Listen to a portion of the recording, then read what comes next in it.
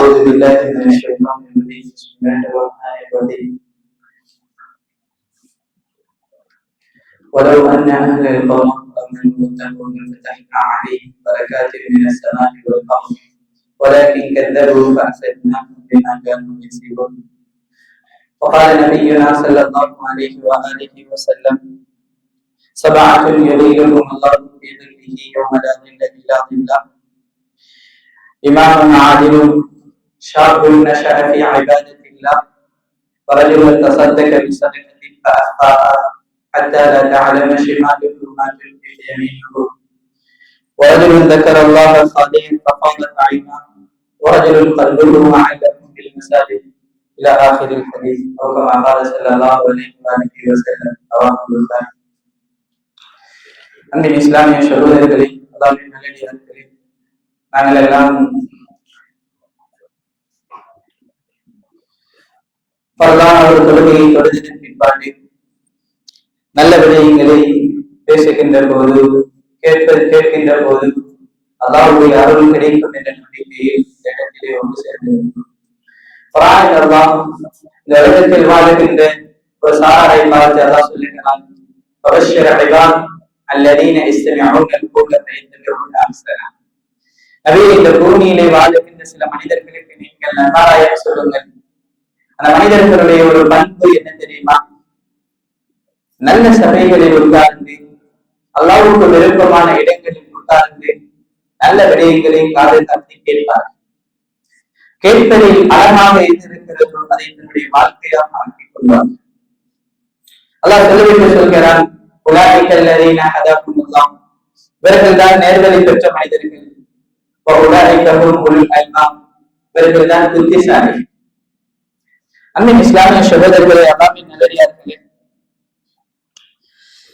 இஸ்லாமிய அறிஞர்களுடைய ஒரு பழக்கம் இருந்திருக்கிறது. நாங்கள் இன்னும் 2 மாதங்களில் ரமலானை அடைகிறோம். இஸ்லாமிய அறிஞர்கள், அதிலும் குறிப்பாக ஹதீஸோடு தொடர்பான அறிஞர்கள் எல்லாம் ரஜபிலிருந்தே ரமலானுக்கு தயாராகுவோம். ஸல்லல்லாஹு அலைஹி வஸல்லம் ரஜபிலிருந்தே துஆ செய்வார்கள்: யா அல்லாஹ், அல்லாஹும்ம பாரிக் லனா ஃபீ ரஜப் வ ஷஅபான் வ பல்லிக்னா ரமலான். ரஜபிலும் ஷஅபானிலும் என்னுடைய வாழ்க்கையில் அருள் செய்து நிறைய அருள்களை தந்து ரமலானை அடைகின்ற சந்தர்ப்பத்தை தந்துவிடு என்று அல்லாஹ்விடம் பிரார்த்தனை செய்வார்.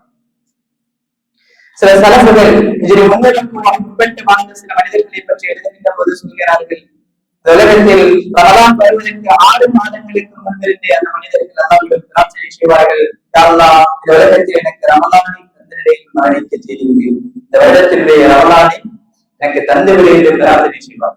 ஏன்? அந்த காலம் உலகத்தில் ஒவ்வொரு மனிதனும் நன்மைகளை தன்னுடைய வாழ்க்கையில் அள்ளி சொரிந்து கொள்ளக்கூடிய ஒரு காலம். அன்பின் இஸ்லாமிய சகோதரர்களே, அல்லாஹ்வின் நல்லடியார்களே, ஒவ்வொரு நாளும் இந்த மாதத்தில் ஹதீஸ்களை படிக்கிறோம். இந்த மாதம் ஹதீஸினுடைய மாதம். ஒவ்வொரு மாதத்தை இஸ்லாமிய அறிஞர்கள் வகைப்படுத்துவார். அந்த வகையில் இன்றைய தினம் இமாம் புகாரி ரஹிமஹுல்லாஹ் தன்னுடைய கிரந்தத்திலே கொண்டு வந்திருக்கக்கூடிய ஒரு முக்கியமான ஒரு ஹதீஸை பற்றி பார்க்கலாம் என்று நினைக்கிறேன். அன்பின் இஸ்லாமிய சகோதரர்களே, அல்லாஹ்வின் நல்லடியார்களே, ஸல்லல்லாஹு அலைஹி வஸல்லம் ஒரு ஹதீஸை சொன்னார்கள். இமாம் அப்துல்லாஹ் அபூ ஹுரைரா ரலியல்லாஹு அன்ஹு இந்த ஹதீஸை அறிவிக்கிறார்கள். முஸ்லிமில் இந்த ஹதீஸ் பதிவு செய்யப்பட்டிருக்கிறது. சொன்னார்கள்: நாளை கியாமத்துடைய நாளில் அல்லாஹ் மக்கள் எல்லாம் அல்லோடு பெறுகின்ற அந்த சந்தர்ப்பத்தில் எந்தவித நிலைமையும் இல்லாமல் எல்லா மனிதர்களும் கஷ்டத்தோடு இருப்பார்கள், மிகப்பெரிய ஒரு துன்பத்தோடு இருப்பார்கள். குர்ஆன் அந்த கியாமத்துடைய நாளை நீங்கள் பயந்து கொள்ளுங்கள் என்று பல குர்ஆனுடைய வசனங்களில் சொல்லியிருக்கிறது. யா அய்யுஹன் நாஸு தகூ ரப்பக்கும் இன்ன ஸல்ஸலத்த ஸாஅத்தி ஷைஉன் அதீம். மனித சமூகமே, நீங்கள் உங்களுடைய ரப்பை பயந்து கொள்ளுங்கள். கியாமத்தினுடைய திடுக்கம், கியாமத்தினுடைய பயங்கரம், அது மிக கடினமாக இருக்கும். அல்லாஹ் நபியை பார்த்து சொல்கிறான்: நபியே, அந்த நாள் எப்படிப்பட்ட நாள் தெரியுமா? யௌம தரவுனஹா தத்ஹலு குல்லு முர்திஅத்தின் அம்மா அர்தஅத். நபி, அந்த நாளை நீங்கள் பார்ப்பீர்கள், ஒவ்வொரு வயிற்றிலே கற்பத்தோடு இருக்கின்ற ஒவ்வொரு பெண்மணியும் தன்னை அறியாமல் தன்னுடைய கற்பிலே இருக்கக்கூடிய குழந்தையை அவர் பெற்றெடுத்து விடுவார்.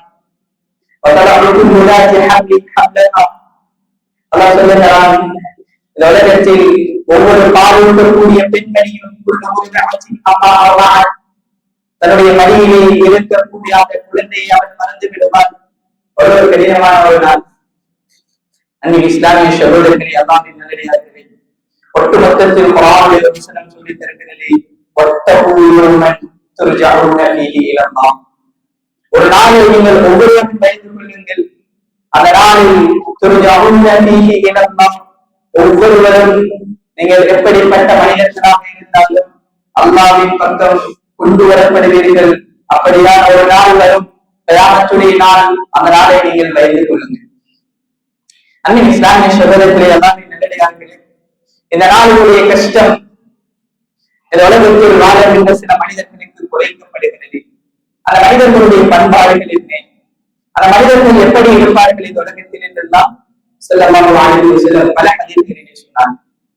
அது ஒரு மனிதர் தான் நாளை கியாமத்துடைய நாளில் எந்தவித அரசுடைய நிலையும் தவிர வேறு எந்த நிலையும் இல்லாத ஒரு சந்தர்ப்பத்தில் அல்லாஹ் 7 சாரார்களுக்கு அரசுடைய நிலையை கொடுக்கிறார். அரசுடைய நிலை கிடைக்கிறது. அது ஒரு சாரார் யார் தெரியுமா? முதலாவதாக சொன்னார்கள், இமாமுன் ஆதிலுன், ஒரு சமூகத்திற்கு பொறுப்பாக இருக்கக்கூடிய, ஒரு பள்ளிக்கு பொறுப்பாக இருக்கக்கூடிய, சமூக நிறுவனங்களுக்கு பொறுப்பாக இருக்கக்கூடிய நீதமுள்ள ஒரு இமாம், ஒரு தலைவர். அன்பின் இஸ்லாமிய சகோதரர்களே, அல்லாஹ்வின் நல்லடியார்களே, இந்த இடத்தில் ஸல்லல்லாஹு அலைஹி வஸல்லம் ஹைலைட் பண்ணி சொல்லுகிறார்கள், ஆதில் அவர் எப்படி தெரியுமா இருப்பார்? நீதமானவராக இருப்பார். தன்னுடைய சமூகத்தோடு வாழ்கின்ற எல்லா பகுதிகளிலும் எல்லா நிலைகளிலும் அல்லாஹ்வை பயந்த ஒரு மனிதனாக இருப்பார். தஃசீர் அறிஞர்கள் சொல்லுவார்கள், அல்லாஹ் முதலாவது பார்க்கிறான் என்ன தெரியுமா? இந்த ஹதீஸுடைய முதலாவது வாசகம் சொல்லுகிறது என்ன தெரியுமா? அந்த இமாமிடத்தில், அந்த தலைவரிடத்தில் இருக்கக்கூடிய ஒரு பண்புதான் இஹ்லாஸ் உள்ள மனிதராக இருப்பார். எதை செய்தாலும் நான் அல்லாஹ்வுக்காக செய்கிறேன் என்ற மனநிலையோடு வாழ்கின்ற ஒரு மனிதராக இருப்பார். எனக்கு அவரை தெரியும், எனக்கு இவரை தெரியும் என்பதற்காக அல்ல. எனக்கு அவருடைய சப்போர்ட் இருக்கிறது, எனக்கு இவருடைய சப்போர்ட் இருக்கிறது, இவரை வைத்து நான் சாதித்துக் கொள்ளலாம் என்பதெல்லாம் அவருடைய நோக்கம். அவர் தன்னுடைய வாழ்க்கையில் எல்லா நேரங்களிலும் அல்லாஹ்வை பயப்படுகின்ற ஒரு மனிதராக இருப்பார். அன்பின் இஸ்லாமிய சகோதரர்களே, அல்லாஹ்வின் நல்லடியார்களே, சஹாபாக்களிடம் நிறைய இருந்தது. அந்த உலகத்தில் யாரையெல்லாம் சந்திக்க முடியாதோ அவர்களுக்கு முன்னால் எல்லாம் போயிருந்து சஹாபாக்கள் கையிலே எந்த ஆயுதமும் இருக்காது பேசுவார். கல்வி மொழி ஒரு இடத்தில் பேசுவார், நாங்கள் யார் தெரியுமா? யார் தெரியுமா? நாங்கள் எல்லாம்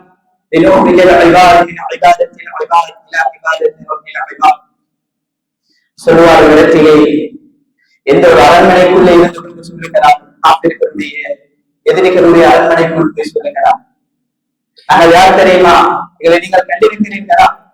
கேட்டால், இந்த உலகத்தில் கல்லையும் மண்ணையும் சூரியனையும் சந்திரனையும் வணங்குகின்ற ஒரு சமூகம் இருக்கிறார்கள். அப்படியான சமூகத்தை அடியார்களையும் இந்த உலகத்தில் எதையெல்லாம் வணங்குகிறார்களோ அவைகளையும் படைத்து ஒரு வந்திருக்கிறான், நல்லா இருக்கிறான்.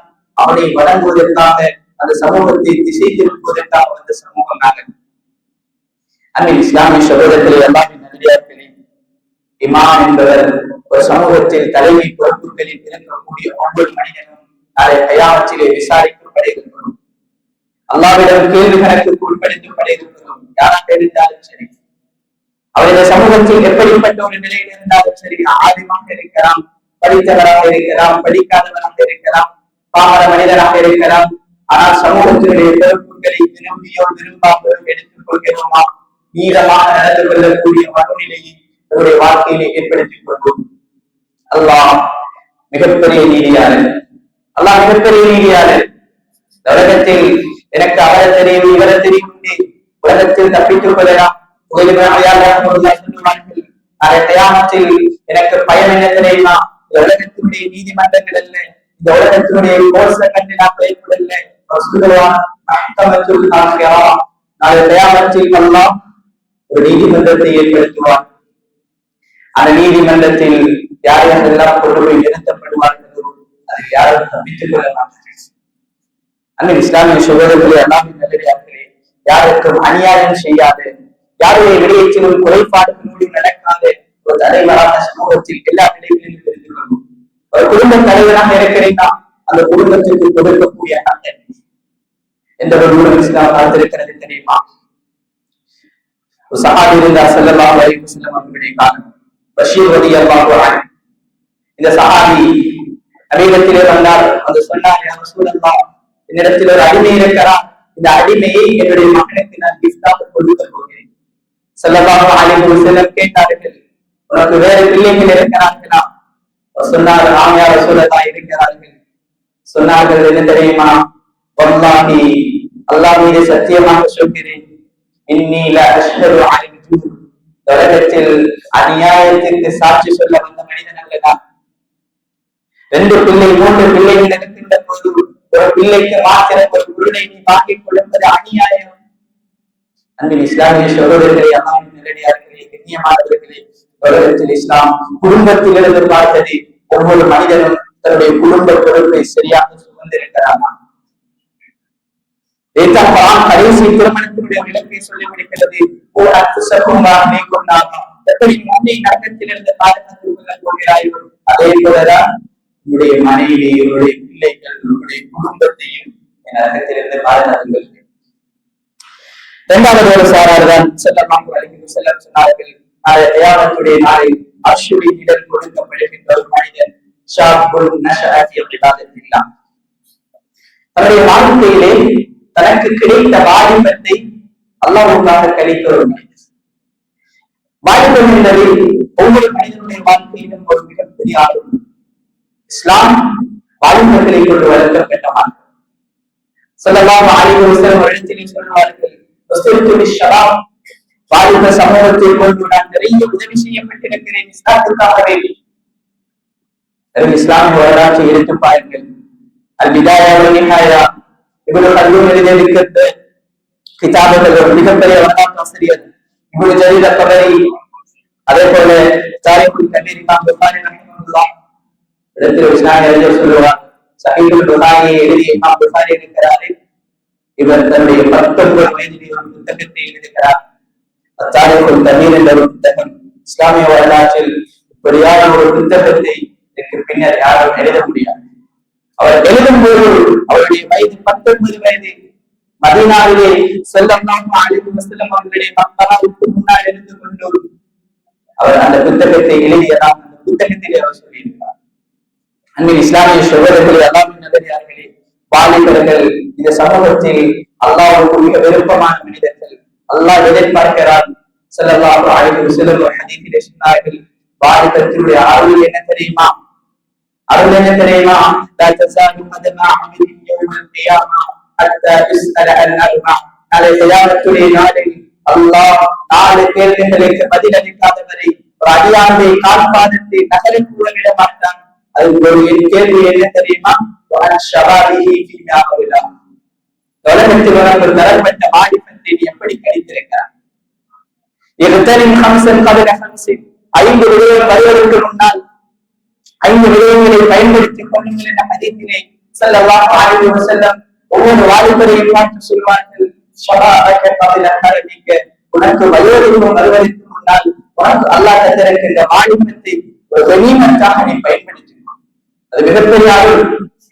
அந்த அருளினால் நிறைய அமல்கள் செய்ய முடியும், அல்லாஹ்வை நிறைய நெருங்க முடியும், நிறைய சம்பாதிக்கலாம்.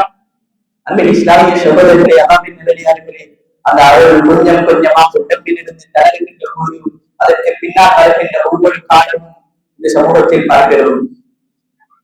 பின்னால் வரக்கூடிய ஒவ்வொரு காலமும் நோயோடு நிறைந்ததாக, கஷ்டங்களோடு கலந்ததாக அந்த வாழ்க்கை போக ஆரம்பிக்கும். அதே நேரம் ஸல்லல்லாஹு அலைஹி வஸல்லம் 3வதாக சொன்னார்கள், இன்னொரு மனிதனுக்கு அல்லாஹ் அரசுலே நிலை கொடுப்பான். அந்த மனிதன் அல்லாஹ்வை தனிமையில் நினைக்கின்ற மனிதன், அல்லாஹ்வை திக்ர் செய்கின்ற மனிதன். அவன் நினைக்கின்ற போது அவன் அழுது கொண்டிருப்பான். அப்படி நினைத்து நினைத்து அவருடைய இருக்கிறின் பொழுதுகளில் எல்லாம் அவருடைய கண்களால் கண்ணீர் வடித்துக் கொண்டிருக்கும் இப்படியான மனிதனுக்கும் அல்லாம் நாளை தியானத்திலே அரசியலை நிழலை கொடுக்கிறார் என்று சொன்னார். இன்னொரு மனிதனை சொன்னார்கள், நாலாவது மனிதர் தான் நாளை தியானத்தில் ஒரு மனிதனுக்கு அரசியலை நிழல் கிடைக்கும். மனிதர் யாரு தெரியுமா? அல்லாஹ்வுக்காக வேண்டி இந்த உலகத்தில் மறைமுகமாக சதக்காக்களை செய்கின்ற மனிதர், தன்னுடைய வழக்கரம் கொடுக்கின்ற சதக்கா இடக்கரத்துக்கு தெரியாத ஒரு மனிதர், இவருக்கும் அரசியலை நிழல் கிடைக்கிறது. இன்னொரு மனிதரை சொன்னார்கள்,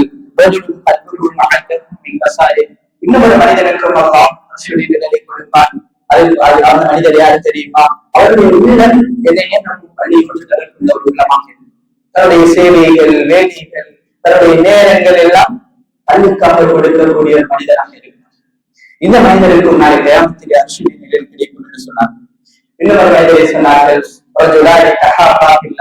உலகத்தில் நிறைய நண்பர்களை சம்பாதித்திருக்கோம், அந்த நண்பர்களை நான் அல்லாஹ்வுக்காக நேசித்திருக்கிறேன், அல்லது இந்த உலகத்தினுடைய ஏதாவது ஒரு நோக்கத்திற்காக நான் நேசித்திருக்கிறேன் என்பதை பார்த்துக் கொள்ள வேண்டும் சொன்னார்கள். என்ன மனிதன் அல்லாஹ்வுக்காக வேண்டி இந்த உலகத்தில் நேசம் வைக்கிறார்கள், அவருக்கும் அல்லாஹ் அரசியலை நிழலை கொடுக்கிறார். இன்னொரு மனிதரை சொன்னார்கள், அழகும் அந்தஸ்தும் நிறைந்த ஒரு பெண் விபச்சாரத்திற்காக வேண்டி ஆணை அழைக்கிறாள். அந்த நேரம் அந்த மனிதன் சொல்லுகிறான், நான் அல்லாஹ்வை பயப்படுகிறேன், எனக்கு பயமாக இருக்கிறது, அல்லாஹ் என்னை தடுத்து விடுவான் என்று நான் பயப்படுகிறேன் என்று யார் அந்த பாவத்திலிருந்து தன்னை பாதுகாத்துக் கொள்கிறார்களோ இவருக்கும் அல்லாஹ் அரசியலை நிழலை கொடுப்பார் என்பதாக ஸல்லல்லாஹு அலைஹி வஸல்லம் சொன்னார். எனவே அன்பின் இஸ்லாமிய சகோதரர்களே, அல்லாஹ்வின் நல்லடியார்களே, இந்த ஹதீஸ் புகாரி முஸ்லிமில் பதிவு செய்யப்பட்டிருக்கிறது. அந்த வகையில் எங்களுடைய வாழ்க்கையில் இந்த ஹதீஸை தன்னுடைய வாழ்க்கையிலே எப்பொழுதும் எடுத்து நடக்கக்கூடிய, இந்த ஹதீஸை விளங்கக்கூடிய, அதன் செயல்படக்கூடிய சந்தர்ப்பத்தை அல்லாஹ் நம் அனைவருக்கும் தருவானாக. ஆமீன். அஸ்ஸலாமு அலைக்கும் வரஹ்மத்துல்லாஹி வபரகாத்துஹு.